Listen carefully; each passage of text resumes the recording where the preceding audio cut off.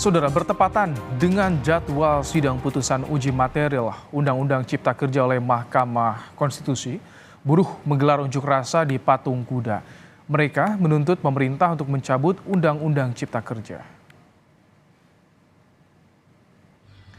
Masa aksi terdiri dari para buruh aliansi buruh berbagai daerah berunjuk rasa di area Patung Kuda Arjuna Wiwaha sejak pagi tadi, saudara. Buruh menuntut cabut Undang-Undang Cipta Kerja yang diputuskan Mahkamah Konstitusi hari ini dan meminta kenaikan upah minimum 2024 sebesar 15%. Terdampak demo, polisi menutup arus lalu lintas di Jalan Merdeka Barat.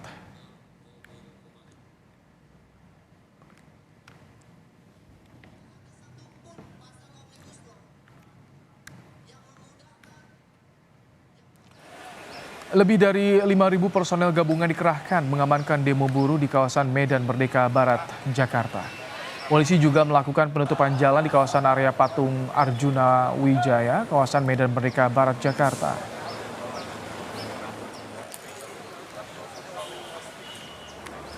Kita telah menyiapkan berbagai konsep pengamanan, mulai dari zona A sampai dengan zona F ya, untuk mengcover berbagai aktivitas masyarakat di ibu kota. Kita terjunkan sebanyak 5.428 personil yang sudah tersebar di berbagai titik dengan konsep kegiatan pengamanan, yakni mengamankan seluruh aktivitas kegiatan, kemudian pelayanan sekaligus pengawalan jalannya penyampaian pendapat di muka umum.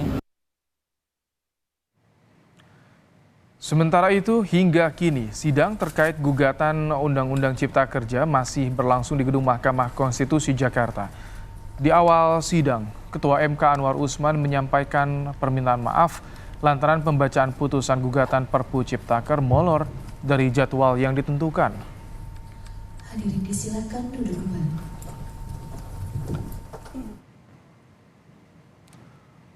Undang-undang yang digugat ke Mahkamah Konstitusi adalah Undang-Undang Nomor 6 Tahun 2023 tentang Peraturan Pemerintah Pengganti Undang-Undang Nomor 2 Tahun 2022 tentang Cipta Kerja. Sementara pasal yang digugat oleh buruh adalah pasal 64 tentang tenaga kerja alih daya, pasal 79 dan 84 tentang cuti panjang tidak lagi wajib. Ada pasal 88C, 88D, dan 88F tentang upah minimum buruh.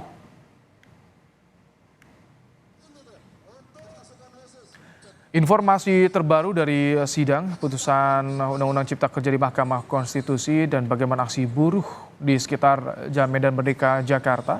Kita terhubung dengan jurnalis Kompas TV dan Putu Trisnanda. Selamat petang, Putu. Ada 5 gugatan, Putu, terkait Undang-Undang Cipta Kerja. Apakah sudah ada putusan sore ini, Putu? Ya, selamat petang Ibrahim dan juga saudara. Baru saja tadi memasuki pukul 16.00 waktu Indonesia bagian Barat, 1 dari 5 permohonan yang diajukan dan masuk ke Mahkamah Konstitusi ini sudah mendapatkan atau mendengarkan hasilnya, yakni amar putusan sudah dibacakan. Terkait dengan perkara nomor 54 yang diajukan oleh 15 serikat buruh tadi, Majelis Hakim dari Mahkamah Konstitusi ini juga sudah menyampaikan sejumlah pertimbangan-pertimbangan, kemudian juga sudah membacakan amar putusan meskipun hasilnya dissenting opinion dengan total dari 9 majelis hakim, ini 5 menyetujui dan 4 diantaranya menolak putusan.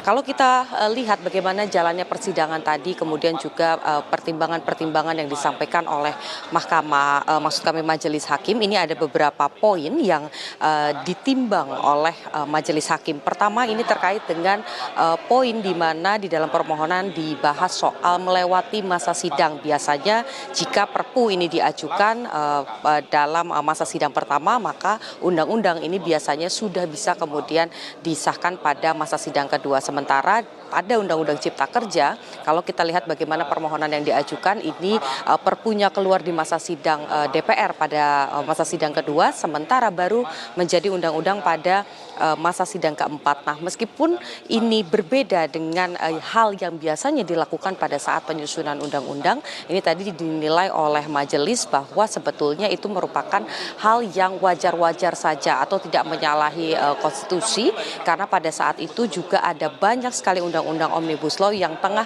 diolah kemudian juga ditindaklanjuti oleh DPR, sehingga ketika Perpu keluar di masa sidang kedua kemudian disahkan menjadi undang-undang pada masa sidang keempat, ini dinilai tidak menyalahi aturan. Kemudian yang kedua, ini juga hal yang disoroti atau ditimbang oleh majelis hakim adalah terkait dengan kegentingan memaksa, di mana kalau dalam permohonan ini disampaikan sebetulnya unsurnya tidak ada hal yang memaksa terkait dengan Perpu yang kemudian sekarang berlaku, yakni nomor 6 tahun 2023. Dari majelis hakim tadi disampaikan pertimbangannya adalah menimbang bagaimana kemudian juga ada yang disampaikan oleh pihak dari Presiden begitu tadi di dalam ruang sidang, ada beberapa hal terkait dengan kondisi geopolitik, bagaimana ada perang antara Rusia Ukraina, kemudian juga ada kondisi pandemi yang tidak bisa ditebak, sehingga Undang-Undang Cipta Kerja dan juga Omnibus Law-nya ini dianggap mendesak untuk kemudian segera diputuskan undang-undang seperti apa atau peraturan seperti apa yang bisa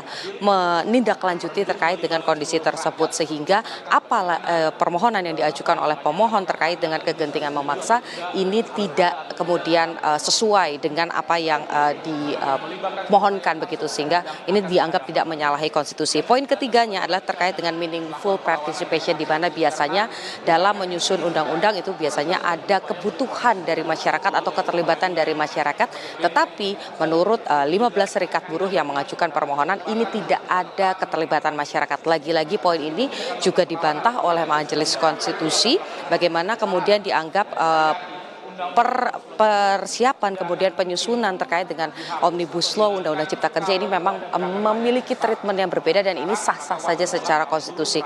Oleh karena itu tadi dibacakan amar putusannya Ibrahim dan juga saudara, bahwa Majelis Hakim Mahkamah Konstitusi ini memutuskan bahwa menolak permohonan para pemohon seluruhnya, sehingga ini tetap berlaku terkait dengan Undang-Undang Nomor 6 Tahun 2023. Kemudian juga yang tadi disampaikan dari 9 majelis hakim yang mengikuti jalannya proses persidangan, ini ada 4 hakim yang melakukan atau memiliki keputusan yang berbeda, yakni dissenting opinion.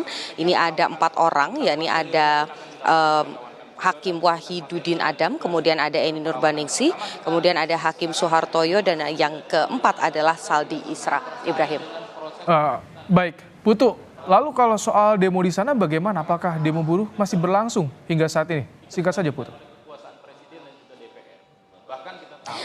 Ya, sampai dengan saat ini demo masih atau aksi unjuk rasa ini masih berlangsung di sejumlah titik, khususnya di kawasan Merdeka Barat ini masih berlangsung, di Jalan Abdul Muiz juga masih berlangsung, tetapi pengamanan ini terus dilakukan. Tadi sempat memanas sedikit, tetapi dengan pendekatan yang dilakukan oleh pihak kepolisian ini juga masa kembali tenang. Tetapi karena ini baru saja dibacakan putusannya, tentu kita melihat bagaimana kemudian respon dari para buruh yang melakukan aksi. Harapannya tidak terjadi gejolak di masyarakat, dan masyarakat yang ingin melewati jalan-jalan Abdul Muiz, Medan Merdeka ini juga diharapkan bisa memilih pilihan yang lain, karena memang situasi lalu lintas di sini juga cukup padat. Ibrahim. Terima kasih Niputu Trisnanda untuk laporan Anda langsung dari Gedung Mahkamah Konstitusi.